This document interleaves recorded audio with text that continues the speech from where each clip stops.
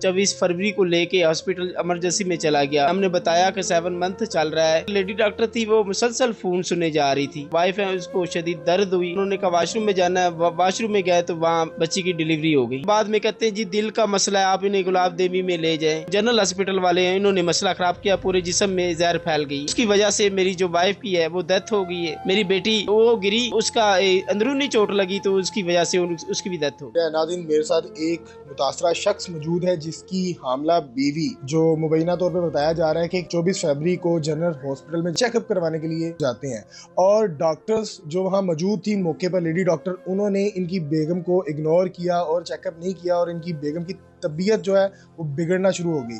वो वहाँ से वाशरूम जाती हैं और वहाँ डिलीवरी हो जाती है, बच्चे को पैदा कर देती हैं। क्योंकि डिलीवरी जो है वो तरीक़ेकार से नहीं हुई तो जहर जो था वो इनकी वाइफ का पेट में फैल गया, जिसकी वजह से वो बीमार हो गई और 2 दिन वो उसी हॉस्पिटल में एडमिट रही। इस मुतासरा शख्स की बेगम और बच्ची जो 2 दिन बाद इंतकाल कर गई, इन्होंने काफ़ी एहतजाज वगैरह किया लेकिन इनकी दाद रसी नहीं की जा रही। ना कोई कानून नाफिज करने वाले इदारे इनकी FIR कर रहे हैं और ना ही कोई जो हॉस्पिटल का अमला है वो इनके साथ ताउन कर रहा है। तमाम कहानी क्या है इनसे जानते हैं। अस्सलाम वालेकुम।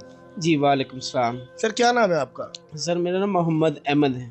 अच्छा, और आप करते क्या हैं? मैं सर सरकारी मुलाजिम हूँ। किस महकमे में? स्पेशल एजुकेशन में। मुझे बताइएगा कि उस दिन हुआ क्या था, किस तरह आप क्या पहले भी जाते थे चेकअप वगैरह करवाने? सर पहले भी हम जाते थे लेकिन हमें इग्नोर किया जाता था। एक अचानक बस पेन हुई तो मैं अपनी वाइफ को 24 फरवरी को लेके हॉस्पिटल इमरजेंसी में चला गया।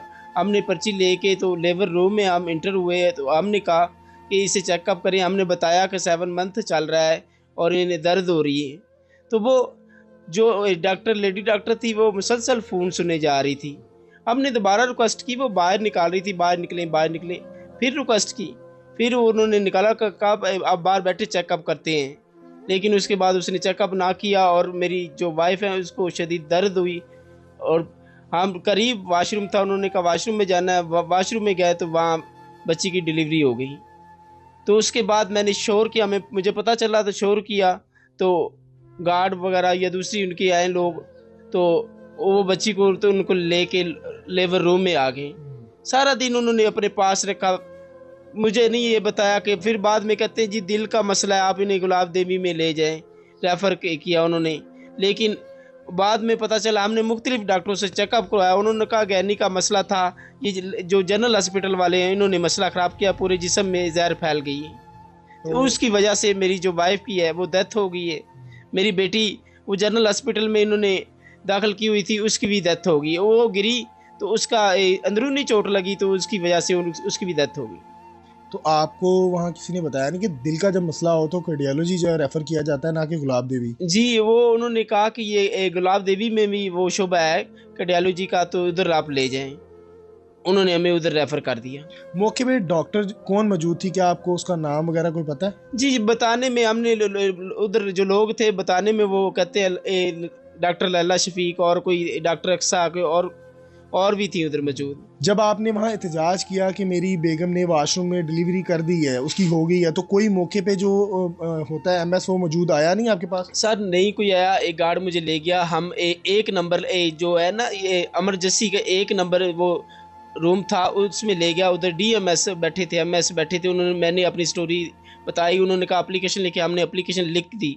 कहते हैं जी मैं इंक्वायरी कर रहा हूँ, उनको बुला रहा हूँ, लेकिन आज तक हमें किसी ने फ़ोन नहीं किया और कहता है इनको सस्पेंड करूंगा। बिल्कुल नहीं किया गया। तो क्या MS ने CCTV फुटेज देखी नहीं कि आपकी जो मरीज था वो वार्ड के अंदर जा चुका था? सर वो एग्री करते हैं कि हमारी हॉस्पिटल की गलती है, मिस्टेक है हमारी। मान रहे हैं। उन्होंने उनको बुलाया भी था, कहते हैं कि मैं उनको बुलवा रहा हूँ, लेकिन उसके बाद हमारे जो मरीज़ की हालत सीरियस हो गई तो वो हमें इन्होंने कहा आप गुलाब देवी में ले जाएं, दिल के हॉस्पिटल। हम उधर ले गए तो अपनी इन्होंने जान छुड़ा ली इस तरह से। आपके बच्चे कितने हैं और आपकी कितनी देर पहले शादी हुई थी? सर मेरी पहले 2 साल पहले मेरी शादी हुई थी। एक मेरा बेटा है, 10 माह का बेटा है। दूसरी बेटी पैदा हुई थी और उसकी वो शदीद चोट लगने की वजह से अंदरूनी चोट लगी तो उनकी डेथ हो गई। तो आपको कोई हॉस्पिटल की तरफ से, उनके अमले की तरफ से कोई थ्रेट कॉल तो नहीं की जा रही? जी, मुझे मेरा नंबर पे उनके पास है या नहीं है मुझे नहीं पता सर, मुझे अभी तक कॉल उनकी नहीं आई। आपकी तरफ से कोई दरख्वास्त वगैरह दी गई है पुलिस स्टेशन में?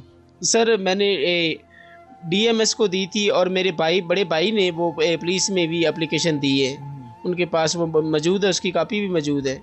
लेकिन अभी तक पुलिस ने भी कोई एक्शन नहीं लिया और कानून नाफिज करने वाले किसी अदारे ने कोई एक्शन नहीं लिया और किसी अदारे ने हमारे साथ कोई रब्ता नहीं किया।